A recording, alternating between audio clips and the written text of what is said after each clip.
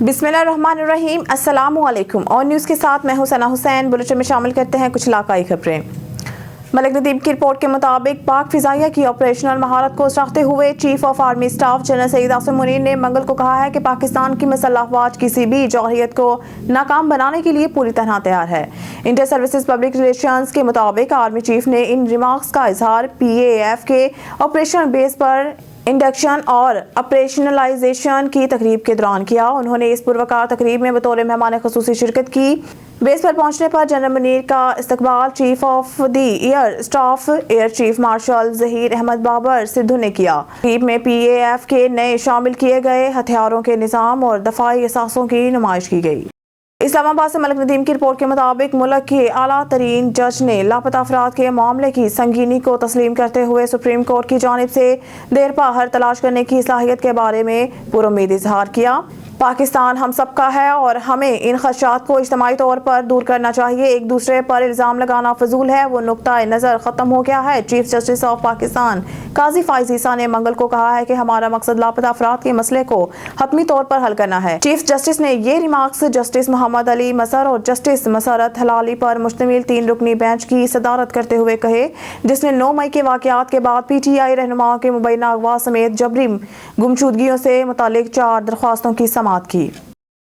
मलिक नदीम की रिपोर्ट के मुताबिक रेडियो पाकिस्तान के मुताबिक पाकिस्तान ने पीर को गजा के लिए 20 टन इमदादी सामान की तीसरी कैप रवाना की। इमदादी सामान की कैप नूर खान एयरबेस से पाक फिजाइया की खसूसी परवाज के जरिए भेजी गई। तीसरी इमदादी कैप में तकरीबन 20 टन जरूरी अशिया शामिल हैं, जिनमें जराही और तिब्बी सामान, खुश्क खुराक की अशिया और बच्चों के लिए गिफ्ट बैग्स के साथ साथ हिफ्ज़ाने सेहत के किट्स शामिल हैं।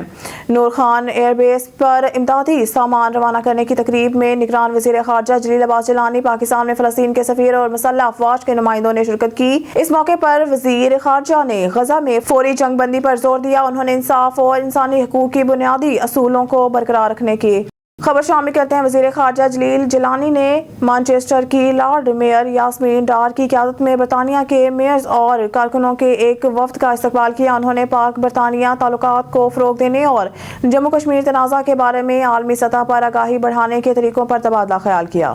नदीम की रिपोर्ट के मुताबिक FIA इंटरपोल पाकिस्तान की बड़ी कार्रवाई। संगीन जुराइम में मतलूब इश्तहारी मुलजिम सऊदी अरब से गिरफ्तार। इश्तहारी मुलजमान को सऊदी अरब से गिरफ्तार करके इस्लामाबाद एयरपोर्ट मुंतकिल कर दिया गया।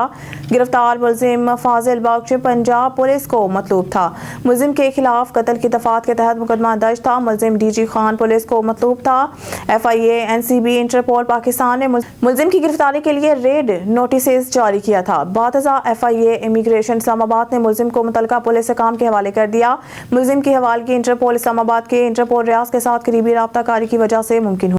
इस्लामाबाद से मलिक नदीम की रिपोर्ट के मुताबिक चीफ जस्टिस काजी फाइज ईसा ने मंगल के रोज इलेक्शन कमीशन ऑफ पाकिस्तान को सुने बगैर इलेक्शन से मुतालिक मामलात पर फैसले करने पर अदालतों की अबरू उठाई। इस बात का इशारा दिया कि ये फैसले इंतखाबी अमल में रुकावट डालने का खरबा हो सकते हैं। ECP की अपील मंजूर करते हुए अदालत ने खैबर पख्तूनख्वा असम्बली के हल्का PK कानवे कोहाट के रिटर्निंग ऑफिसर की मुअत्तली के मुतालिक पेशावर हाई कोर्ट के फैसले को कालादम करार दे दिया। इंतखाबी मामलात में मुनासिब अमल की अहमियत पर जोर देते हुए चीफ जस्टिस ईसा ने सवाल किया कि अदालतें इलेक्शन कमीशन को सुने बगैर केस कैसे फैसले कर रही हैं। उन्होंने कहा कि इन्हें शोबा है कि इंतखाबात को रोकने के लिए हथकंडे इस्तेमाल किए जा रहे हैं।